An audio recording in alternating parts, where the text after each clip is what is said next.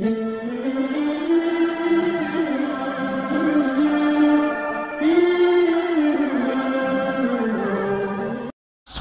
air ini ada untuk kemakmuran rakyat seluas-luasnya. Kita uji soheh sekarang. Siapa yang diuntungkan dengan kenaikan harga CPU dan HET ini? Tentunya adalah produsen. Karena rakyat itu lebih banyak. 270 rakyat menikmati dengan harga mekanisme pasar.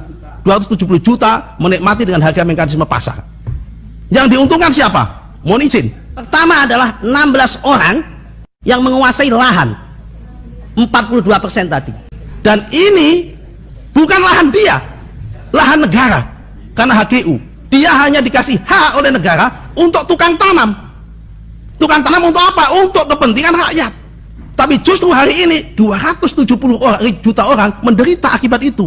Berarti dalam konteks kebijakan ini Pak Menteri Perdagangan gagal memenuhi amanat konstitusi pasal 33 ayat 3.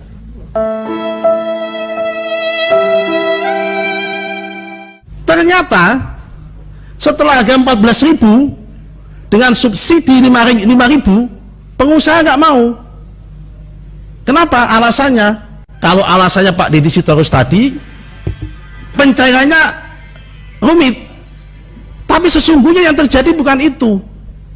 Yang terjadi adalah kalau dia terima subsidi, dia diaudit oleh BPDPKS. Dan kalau diaudit, dia akan ketahuan HPP-nya, harga pokok produksinya. Setelah kebijakan 14.000 diberlakukan, seminggu setelah itu Komisi 6 dipimpin oleh Martin Simatulung melakukan kunjungan spesifik ke Medan, ke Riau, dan ke Jambi. Kebetulan saya ke Medan. Di Medan saya berdialog dengan Dirut PTP Holding dan semua holding termasuk anak usaha PTP INL, PT Industri Nabati Lestari, Saudara Hasim Bakil, dipandu oleh dengan Pak Gani. Saya tanya, Pak, harga CPO hari ini berapa? 1.300. Kalau dengan asumsi harga CPO 1.300, saya tanya, HPP-nya minyak goreng curah itu berapa? Dia jawab 7.600.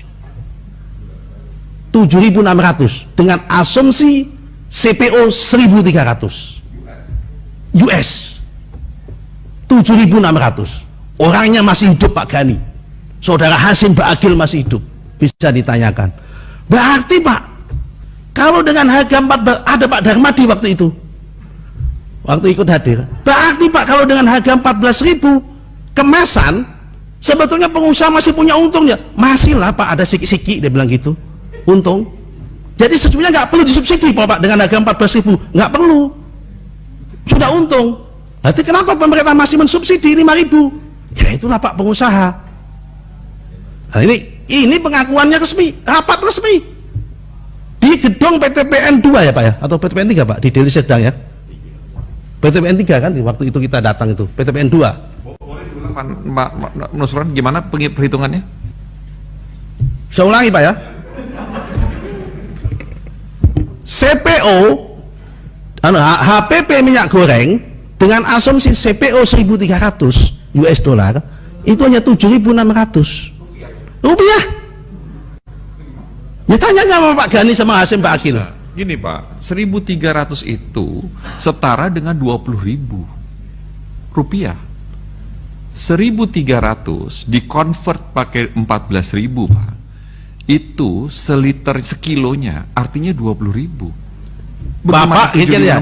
Ini orang produksi yang ngomong. Iya, ini orang produksi bilang. Saya tanya di 1.300 Pak.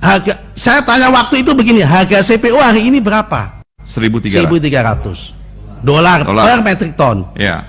Kalau dengan harga CPO per dolar 1.300 per metrik ton, ya kan HPP-nya berapa? Minyak goreng dari CPO menjadi minyak goreng. Dia bilang 7.600 rupiah. Nggak bisa Pak. Kilo per kilo. Iya, CPO-nya 1.300. Ya. Artinya 20.000 lebih per kilo CPO.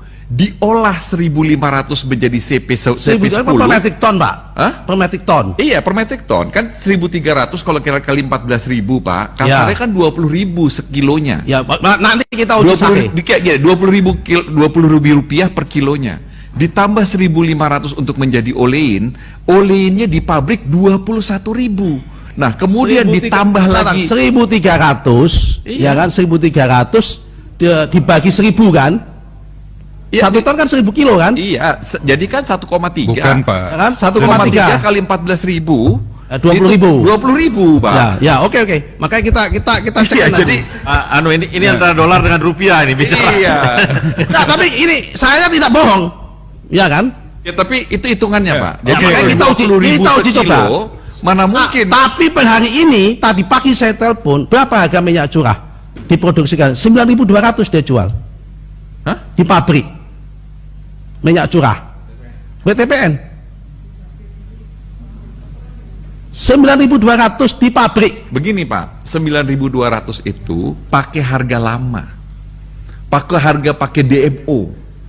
9.300 CPO, 10.300 olein. Ya, sebentar, Pak ya. Per hari ini, Pak, ya kan?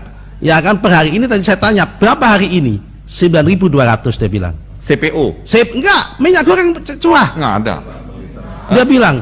Oh, per liter. Per liter. Per liter, iya. 9.300, iya. Tapi itu pakai ini zaman kemarin, Pak. Waktu pakai DPO. Pertanyaan saya sekarang, minyak goreng yang hari ini dikemas, yang dijual 2.300, yang baru diumumkan tanggal 15, tanggal 16 sudah langsung menjadi 2.000. Memang dia langsung 1 hari bisa produksi. Kan dia juga berarti itu beli bahan baku ketika bahan baku hasil DPO dan DMO. Coba kita cek sekarang di pasar. Hari ini ada 24.000, 23.000. Memang pengumuman tentang Permendak 11 ini itu baru kemarin, Pak. Berlaku tanggal 16 kan? Ini tanggal berapa? 17 kan? 2 hari. Memang dia langsung bisa produksi 2 hari. Ini kan berarti dia pembelian produksi ketika harga DMO dan DPO. Ya memang itu disimpan. Pertanyaan adalah dia untung 2 kali. Ketika dia beli bahan baku dengan bahan murah, harusnya dibeli 14.000. Kemudian hari ini dengan buka dengan bahan baku yang lama, dia jual dengan harga 23.000, 24.000, berarti dia untung 2 kali. Dari bahan baku dia dapat subsidi karena DPO DMO, kewajiban memenuhi kewajiban, sekarang dia naikkan itunya. Jadi negara kalah. Negara bukan kalah. Enggak. Bukan kalah. Dari sini uji coba saya mengatakan bahwa uji sahihnya bahwa doanya Nabi kepada Pak Menteri terjawab bahwa Menteri dalam kebijakan minyak goreng ini mempersulit rakyatnya dan membuat menderita rakyatnya, tidak mengangkat rakyatnya. Yang bertanggung jawab terhadap rantai undang-undang perdagangan ini, yang bertanggung jawab terhadap rantai pasokan dan pengendalian harga, itu Menteri Perdagangan, bukan menteri yang lain, bukan Menko Perekonomian, bukan Menteri Pertahanan, bukan Menteri Perindustrian, tapi Menteri Perdagangan. Tapi tadi Menteri Perdagangan dengan gamblang dan cetowelo-welo mengatakan bahwa tidak, saya edit kalimatnya, kami tidak mampu melawan penyimpangan. Padahal amanat undang-undang ini menyatakan pengendalian harga dan pasokan Menteri Perdagangan. 2 dalil. Dalil pertama bahwa Menteri Perdagangan gagal membuat rakyat mudah tapi malah mempersulit. Dalil kedua mengatakan bahwa Menteri Perdagangan gagal mengendalikan harga dan membuat rantai pasokan, dan itu dikatakan dengan tidak mampu melakukan penyimpangan. Yang kedua. Yang ketiga, Undang-Undang Dasar pasal 33 ayat 3 mengatakan bumi dan air dan kekayaan alam yang terkandung di dalamnya dikuasai oleh negara dan dipergunakan untuk sebesar-besarnya kemakmuran rakyat. Ketika Bapak melepas HET ini dengan alasan ada perang Rusia dan Ukraina, saya ingin uji sahih secara teori ekonomi. Mohon maaf. Dalam ekonomi, Pak, ada dua faktor dan variabel. Pertama adalah variabel exogenous, kedua adalah variabel endogenous. Kalau seandainya perang Rusia dan Ukraina digunakan alasan untuk naiknya gula, naiknya kedelai, saya percaya dan saya percaya. Kenapa? Karena memang kita tidak mengendalikan komoditi itu. Kita banyak ekspor, dan ekspor sangat tergantung dengan variabel exogenous. Tapi minyak goreng, kelapa sawit, itu kita produsen terbesar. Harusnya menggunakan variabel endogenous, bukan exogenous. Justru perang kita gunakan alat untuk bahwa mereka tidak sejahtera, kita sejahtera. Logika dasar, ketika kita masakan orang tua kita enak, itu digunakan untuk makan anak-anak dulu, baru sisanya dijual keluar, meskipun dengan harga mahal. Ini tadi kata Bu Eli, kita diminta untuk mati di lumbung sendiri. Kenapa? Rakyat Indonesia yang mayoritas ini dipaksa untuk beli harga yang sama dengan harga akibat perang, padahal kita produksi di sini. Jadal jelas bumi air ini adalah untuk kemakmuran rakyat seluas-luasnya. Kita uji soheh sekarang. Siapa yang diuntungkan dengan kenaikan harga CPU dan HET ini? Tentunya adalah produsen. Karena rakyat itu lebih banyak. 270 rakyat menikmati dengan harga mekanisme pasar. 270 juta menikmati dengan harga mekanisme pasar. Yang diuntungkan siapa? Mohon izin. Data sawit kita 14,7 juta hektar. Yang plasma hanya 42%. Yang inti korporasi 58%. Yang inti yang besar hanya 16%, menguasai 42%. 16 orang, 16 perusahaan menguasai 42%. Berarti ada 16 pengusaha menguasai sama dengan 42%. Berarti sekitar 7 juta dikuasai sama dengan petani. Berarti siapa yang diuntungkan? Pertama adalah 16 orang yang menguasai lahan 42% tadi. Dan ini bukan lahan dia, lahan negara. Karena HGU, dia hanya dikasih hak oleh negara untuk tukang tanam. Tukang tanam untuk apa? Untuk kepentingan rakyat. Tapi justru hari ini 270 juta orang menderita akibat itu. Berarti dalam konteks kebijakan ini Pak Menteri Perdagangan gagal memenuhi amanat konstitusi pasal 33 ayat 3. Dalam konteks ini saya tidak emosi, tapi ini fakta. Nah, sekarang pertanyaannya adalah kita kembalikan, apa artinya ada kebijakan kita ini menjadi produsen kelapa sawit terbesar kalau tetap menikmati mekanisme pasar? Berarti sama saja tanah yang dipakai oleh para pengusaha sawit itu adalah tanah dia, bukan tanah negara. Selama 80 tahun jadi tukang tanam. Kalau dia itu tanahnya dia, boleh dengan alasan seperti itu.